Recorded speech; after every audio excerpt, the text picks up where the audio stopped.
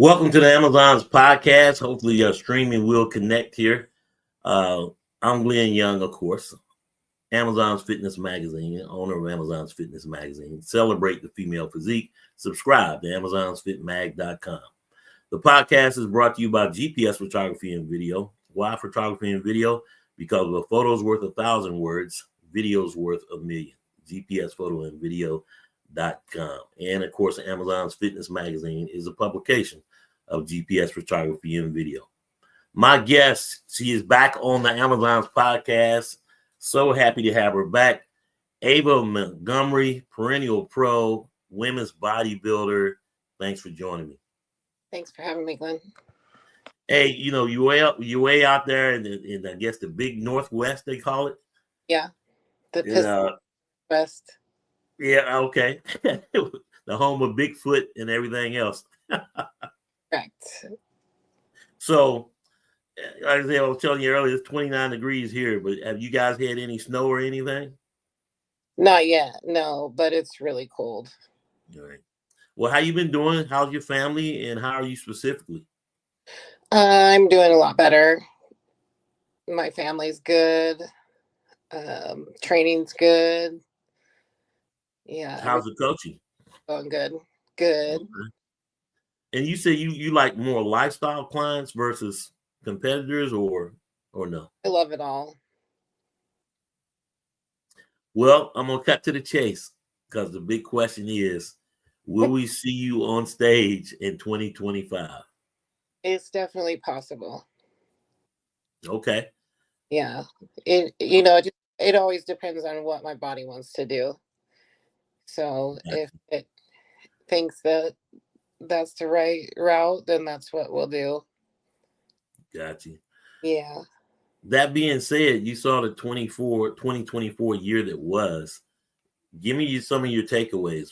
The season, the Olympia, who won, who didn't do as well as they thought they were going to do, the whole class. What do you think?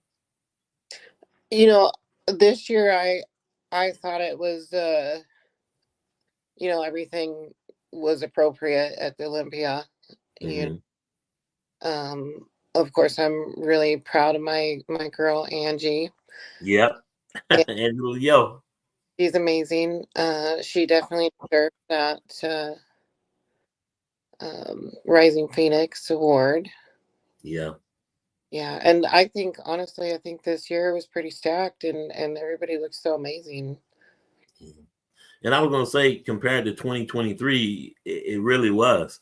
Yeah. And it's going to keep getting bigger and better, I think, because the competition is getting it's getting thick. It's not overrated to keep saying the same word, stack class, because it really was. Yeah, and it seems like all the girls continue to make improvements, and that's a huge deal.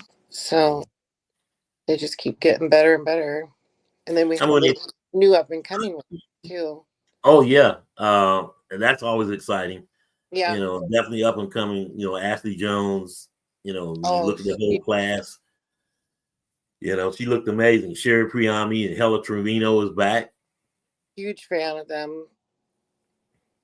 So yeah, Ashley is incredible. She is. And when you look at it, everybody was talking about mass, monsters, size, symmetry, shredded versus not shredded, glute tie-in, V-taper, all of these words that fans are like, well, what's that? What does that mean? Right. And, of course, fans always think they know, but they really don't because they're looking from the screen through a live stream. Even at the show, so you see a picture on social media, like, oh man, she's gonna win it, and not necessarily the case. No, you definitely have to be there. And there's nothing like being there either. Because I mean, I was blessed to be at a couple of shows last year. Like, man, you screaming and the whole pageantry and right, it's a lot pomp of fun. and circumstance, and then probably the best part of the show to me, of course, is the pose down, because it's like, man, that way you really see it up close and personal. So I love it. Get the true comparison. Yeah. It is. And you need to see it live. You need to go and see the night of the pros, or meet the pros, or and do the meet and greet, and it gives you a clear picture, because you get Yeah, to know competitors on a different level. definitely. Do Yeah, you they're think? No, go ahead. No, go ahead. Oh, I'm sorry, I interrupted you. What were you gonna say? No, you go ahead. Do I think Do you think, with the loss of shows, loss of points, the competition still went up greatly? for sure, definitely. It's unfortunate that they're pulling those, shows from us, but Yeah, seems like the girls are making the best of it. yeah. Yeah, What they have, but I think it really became more competitive.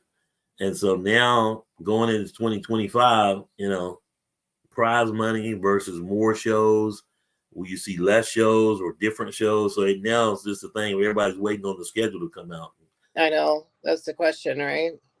It is. And I mean, I want to see more close to North Carolina on the East Coast. Yeah, of course. But every time I look up, you got Arizona, Vegas. I can do Florida. But it is what it is at the end of the day.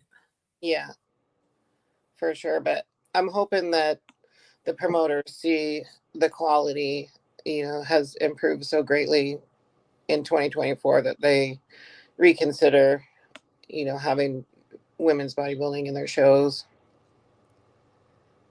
I think so.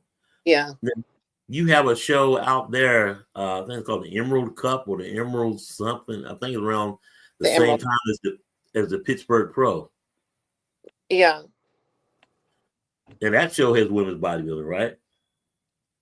it does. Yes, I've done that show a couple of times before I Okay, got my pro card, and that's a real good show. and I love the color too, because that's Right. It's the largest amateur stage hmm in the whole world, I think. Pretty yeah. sure. And the thing of where you are, I mean, because you can get heavy West Coast, but you can get a lot more people from overseas. Uh, it's a little easier to travel. Yeah, or no? I don't know. I don't know. I think, in my opinion, traveling is rough for Yeah, for the body. So I don't know. I know the times that I've traveled, I've had some difficulties, with digestion and swelling and just overall fatigue, and you can't get your water in. So hopefully you can get there early enough, to get settled in, and there's a whole art to it. yeah. Yeah. The water retention is very real. And in some competitors, I heard it doesn't bother them that much. But then Yeah, it's just a thing, can you get there early enough? Because all of right. it's big money. Yeah. Yeah. And What's knowing no, go ahead. and knowing how to listen to your body, you know. So you are with the same coach? I'm not with anybody right now. Okay. Yeah. Do you see yourself coaching yourself? Will you look for a coach? I'm not too sure Mm-hmm. yet, because I am doing some powerlifting right now, so Yeah. I might even just do some power building. So Mm-hmm. I was going to create something there with that, and I always test it out myself. Mm-hmm. So we'll see. I don't know. I mean, the opportunities are endless, and with Yeah. this year coming up, I'm not really putting myself in a box, and I just want to enjoy and have fun, and also live a little bit too. And Always. right, it's important because I lived such a rigid schedule, rigid life for so long, that sometimes you keep packing more on the plate, there's nowhere for it to go, and then your body makes you take a break. Yeah. So I'm trying to learn how to enjoy things. You got to. Yeah, it's important. What is your best lift when it comes to powerlifting? What's your best PR, your best lift? Uh, which particular lift do you like doing versus the other, or you like it all? I love it all. There's a lot of technique in it, which is really awesome because bodybuilders are different. We do it Mm-hmm. for looks. We want to look strong, but not necessarily be strong as far as like a 1 rep max. And powerlifting is so technical that it kind of just blew my mind. Like, oh my gosh, I've been doing these movements for so long and I never knew these technical things about them. Mm-hmm. So it's I feel fortunate to be able to enjoy that part of it too and integrate it into the bodybuilding aspect of things. So I think all of them I love, Mm-hmm. but my very favorite is deadlifts, and Okay. then squats, and then bench. And that's just because bench is my weakest, I would say, lift. Right. But you think that's because you don't do bench presses in competitive bodybuilding. You Hmm. think that could be why? Because you just don't do it. Right. So I haven't. It's a flat bench, which I've completely avoided Right. pretty much in my bodybuilding career because of shoulder stuff. It's a little risky. Mm-hmm. Um, it poses a problem when you're looking at injury. So I kind of would stick with machines and maybe incline press Mm-hmm. for a lot of those years, but now kind of getting my mind is expanding a little bit more, and so I'm able to kind of enjoy that kind of stuff too.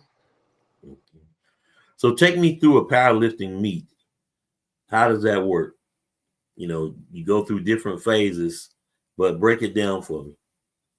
Well, I've never been in one, so Mm-hmm.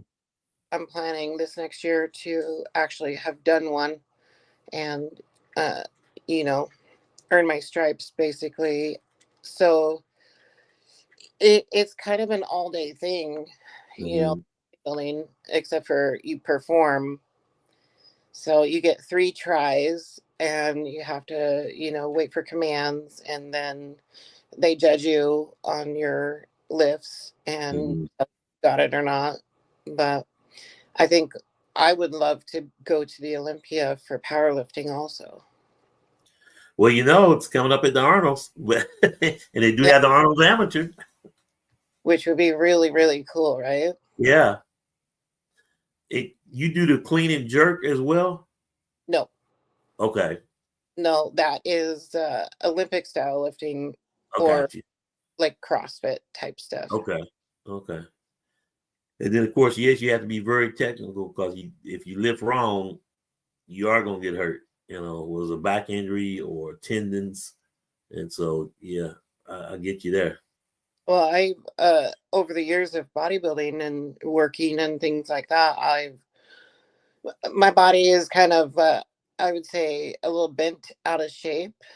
You, Mm-hmm. so a lot of the last year I've been doing some, pretty vigorous corrective exercise type stuff and a lot of body work, and even just as simple as walking and striking pattern and posture, and kind of going down to the root of everything and working my way up to gain a better foundation and more stability and be able to feel and perform better. I got you. Now, the one thing about it, well, you don't have to be in a bikini. Ooh, that part I like. Uh, part I like, and I will eat. But hey, it could be pretty interesting to do It could, powerlifting in a competition suit. yeah, right. They a little risque too. Yeah. That singlet. Yeah. Well, singly, it's safe, and with everything that you have to do. Do you use a lot of chalking up? Do you wear gloves, or what's your basic technique? I'm a raw. It's what Okay, I call it. so you'll chalk up the hands and A grab it, little- huh? Yeah, that's about all I use is chalk and a belt. Yeah. Yeah. And Do you other find? No, go that ahead. there's other powerlifters that are called equipped powerlifters. They Yeah, have suits and stuff and knee wraps and yeah. Well, I mean, the wrist wraps is probably pretty safe, but yeah, I get it. yeah, And then I think the thing about it with using the chalk, you want to feel the bar. You know, it's no different than in football with receivers wearing gloves and receivers not wearing gloves. It's just a point you want to feel the texture of the bar. Uh, yeah, definitely. so now, obviously, don't get yourself hurt or any injuries. But what's been your biggest injury in competitive bodybuilding? Oh man. Oh, like towards the end is what I call it. Like when I had to like stop literally because I was forced to, um, like everything hurt. Everything, shoulders, hips, knees, everything was like I call bent out of shape because Yeah, you go. Not all of us stretch like we're supposed to. you know it's easy when you have other things like families and businesses and right. clients and all these high demands to try to get all these things done, and you miss those little important things like foam rolling your IT bands, Mm. or stretching, or just little stuff like that. It's time consuming. You get done with your day, you go home, you sit down for 1 second, you're asleep. So it was too many of those days Right. where it all done and missed the self-care portion of that. And so I had to rewind basically, or unwind literally, and fix things one by one. And there is a common thread though between competitive powerlifting and competitive bodybuilding is that it's the chiropractor. That guy's making a lot of money. Right. Well, they should be, but I have a lot of clients and stuff that have never even seen a chiropractor. Yeah, People, that's kind of one of those woo-woo things yeah. in people's opinions. They either believe it or not. So I don't know. More people need to see the chiropractor. I definitely believe in it. Cause I had like 20 visits from the VA and trying to get some more. But it's Nice. like the way they get to crack you, like then you really that first uh visit is painful because they're trying to work everything out. And if you got pre-existing injuries and just like, man, you're really tight, and it's just like they're really just like beating your ass, literally. Ah, I mean, there was a couple of years there where, just deep tissue would be Yep. excruciating, Yes. and like in tears, you know, but Yeah. now it's like, I don't know. Now they got the little scraping thing going on and stuff. All those pre-existing injuries and stuff. You're Yeah, just trying to work it out. So yeah, yeah, it is uh, rough to live. it is. You're It takes a couple of days to recover, and then you're back at it. But yeah, like, uh, breaks you all the way down. And I think last time I tracked it, uh, obviously the VA paid for mine, but I know competitors were paying upward of $350 to $500 a Sure. visit. Sure. So, Easy. but it's necessary, and you wouldn't think it would make a difference, but it really does. It's easy to skip out on that bill too. You know what I mean? Yeah, It's a lot of people don't have it like that either. yeah. For the most part, they're like, "Well, I just can't afford it. I'm gonna pass on that." And that's probably one of the main thing Yeah. that they should get is the massage therapy. Cut somewhere else, you know. Right. The coffee, Yep, going out, the entertainment. exactly. But That just like you said, the self-care part is uh is critical. it's the And you'll secret.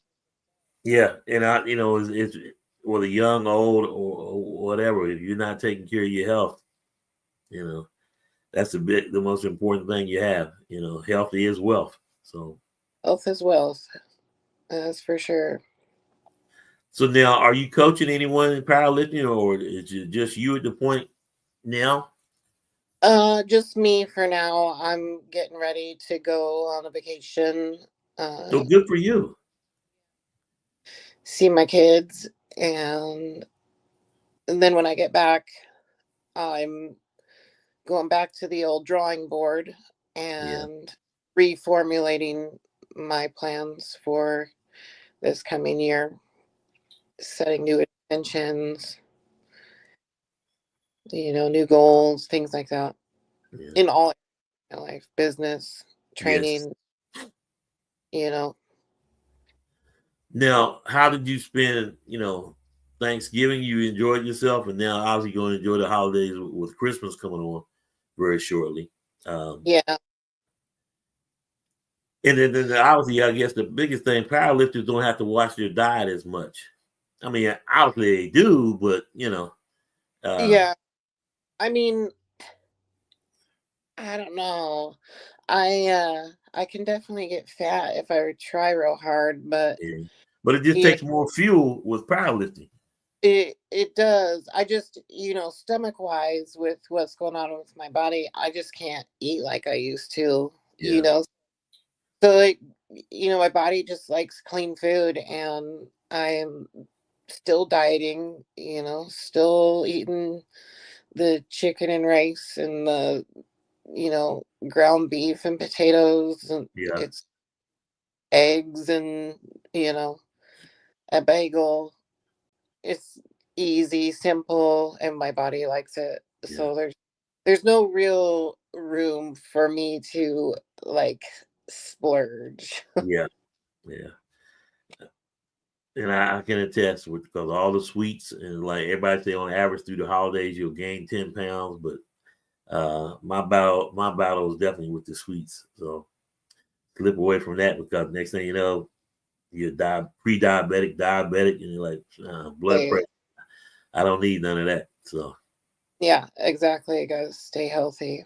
yeah, And they're calling dementia diabetes 3 now yeah, yeah. from glucose. They're relating everything to sugar. Yeah, and but then the main way to control that if the less you weigh, the better you'll feel. So if you lose weight, you're gonna feel better Def- all around. So it's not like it's irreversible to an extent. Obviously, if you've gone too far, but dementia is a stereotype that it is an old person's disease, and that's not true.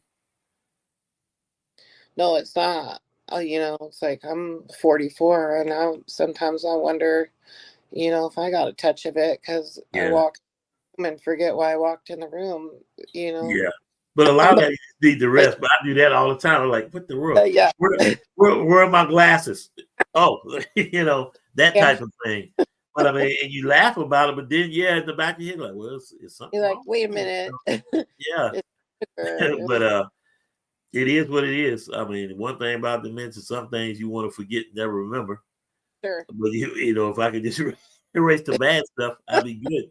Yeah, But the good memories and stuff, so exactly. That uh, takes work too. And yeah, that a lot of not only the health aspect of it, but the mental health aspect of it too is huge and greatly important, especially in these competitive sports, Yeah. and But, with the extracurricular activities. yeah. So it does definitely take a toll on your body and your mind. But the common link still comes back to fitness. The more fit you are, the better you feel. And it's like, can you imagine if everything that everybody does for competitive bodybuilding or powerlifting, and they throw all that and come up with a plan for geriatric health? Oh man, well, they wouldn't make any money anymore. That's for Yeah. sure. Yeah. But there's definitely a market there. But yeah, you're right, because like, okay, because it rings different when they tell you, a doctor or a trainer anyway, say you either lose the weight or you're going to die. Period. That's a totally different motivation. If you want to be motivated.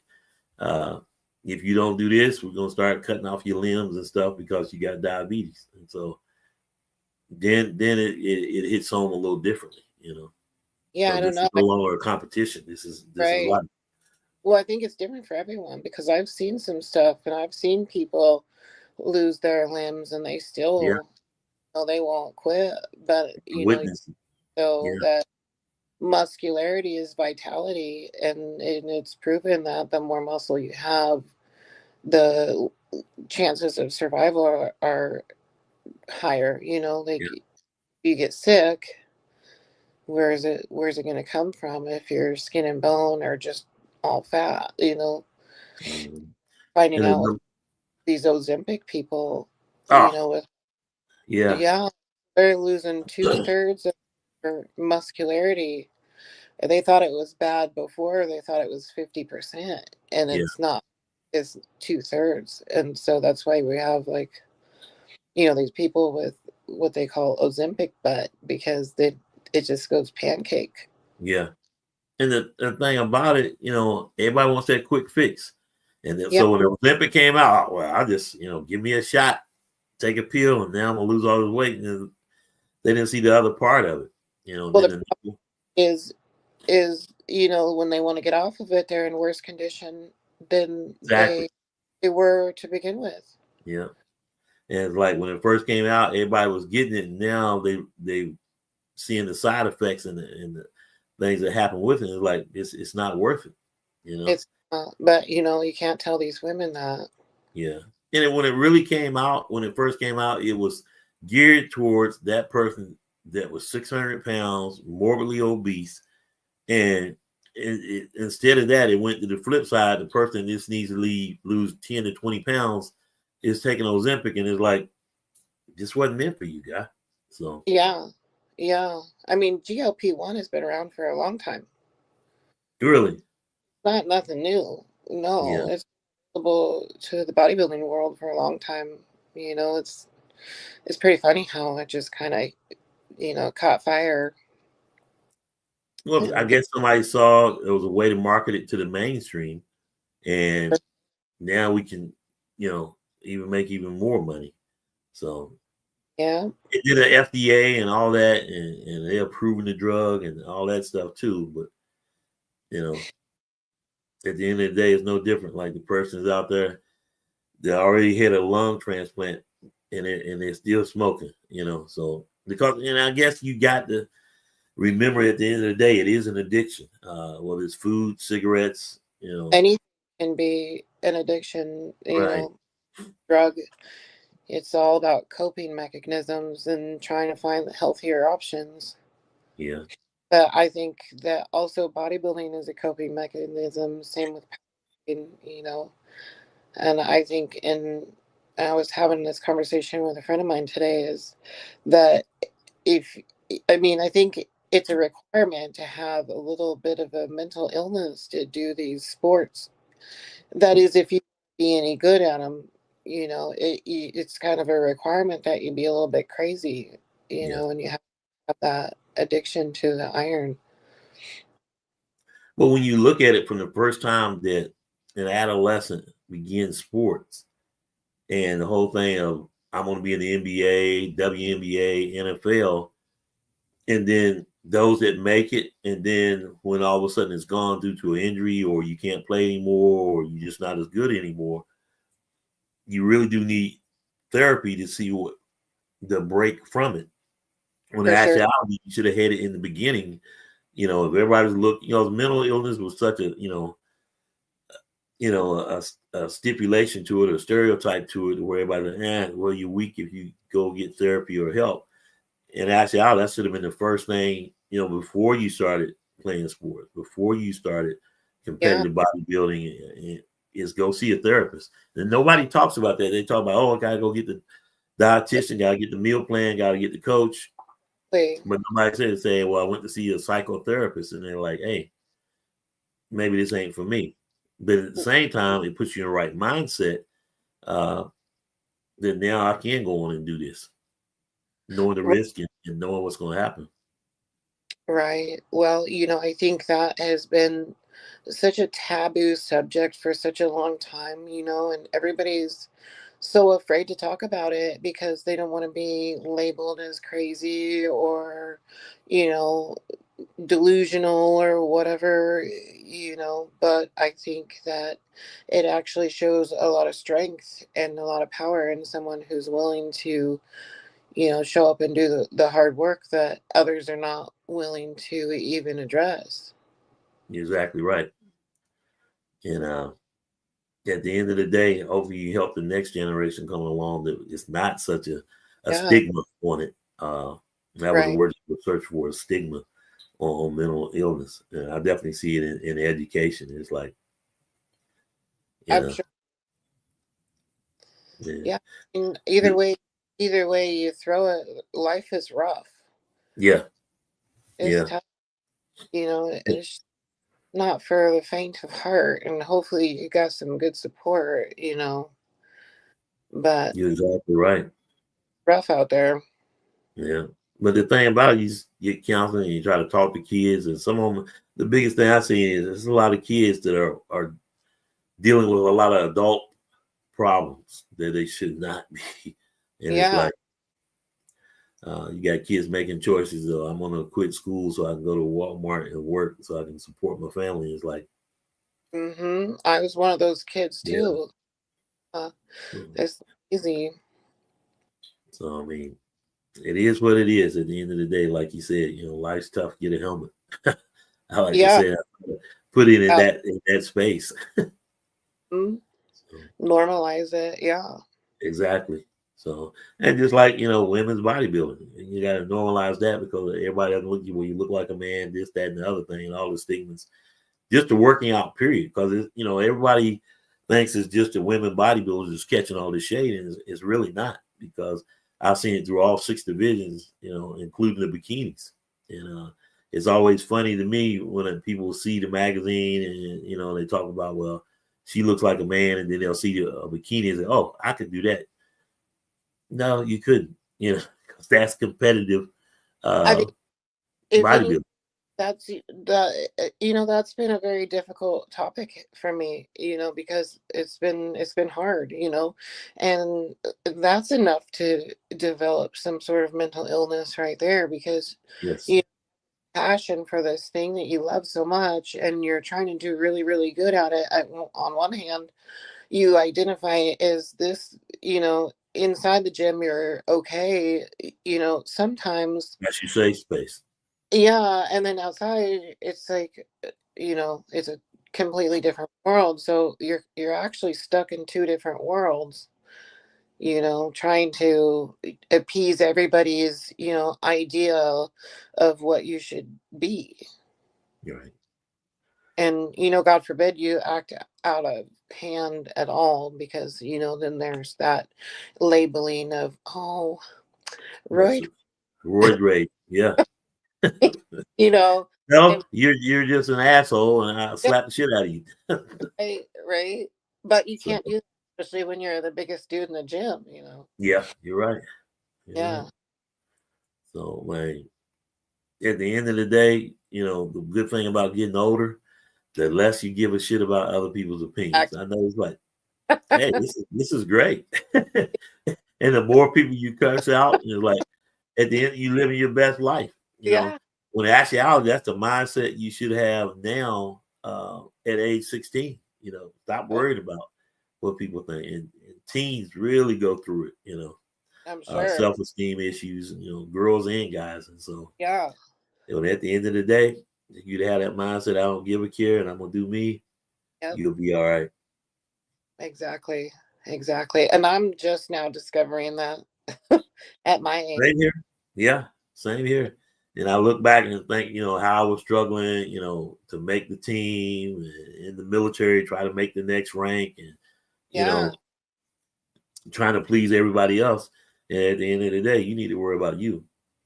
Well, that's kind of how the Olympia went for me too. It was like, at the time I was getting ready and trying to do all these things and trying to make everybody happy and train all these clients and train myself. And then I found out that my dad was dying unexpectedly, doing that and other stuff, it was just like rapid fire.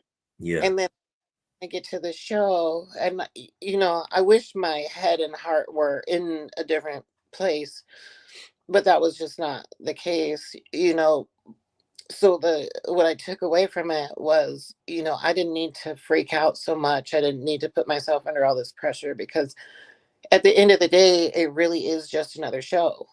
Yeah, it is. It's the production same.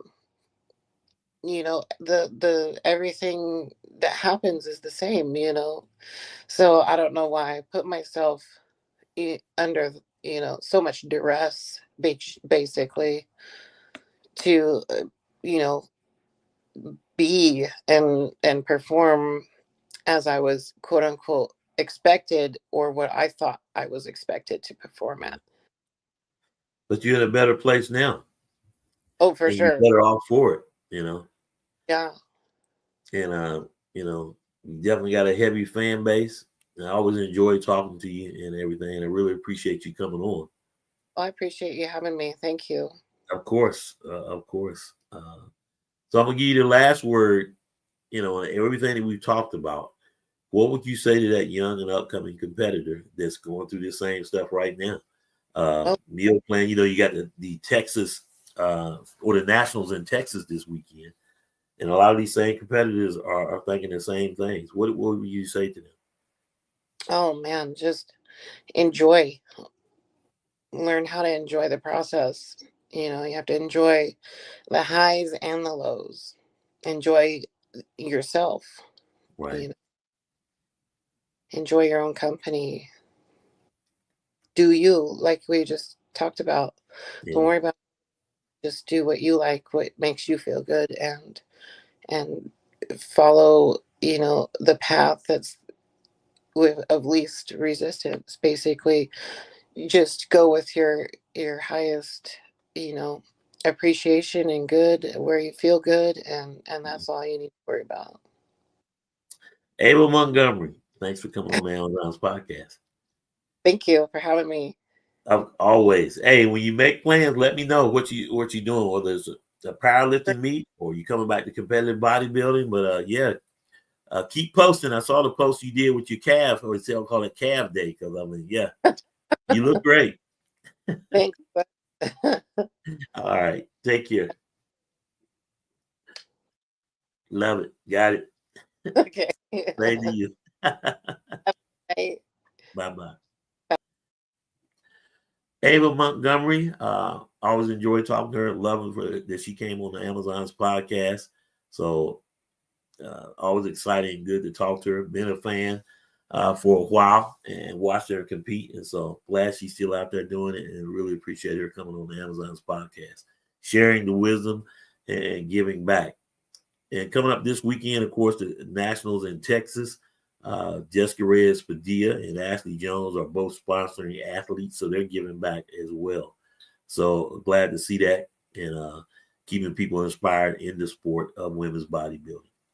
Have you ordered the Amazon's Fitness Magazine? Well, if you go to amazonsfitmag.com, click on issues, and then you can buy the magazine. All the issues are out there. So when you do more, I can do more to help these Amazons and promote the magazine and promote the sport. and most importantly, promote them. More guests will coming on next week. I'll be making some announcements this weekend. Until then, everybody enjoy the upcoming holidays. Please be safe out there as you shop. And at the end of the day, Christmas comes once a year, and celebrate and enjoy 364 days of the year. Not just worry about stressing yourself over about get this present or get that present. So thanks for all the love and support. Appreciate everyone that supports the YouTube channel and all those that subscribe, new subscribers to AmazonFitMag.com. Really appreciate you. We will see you guys soon.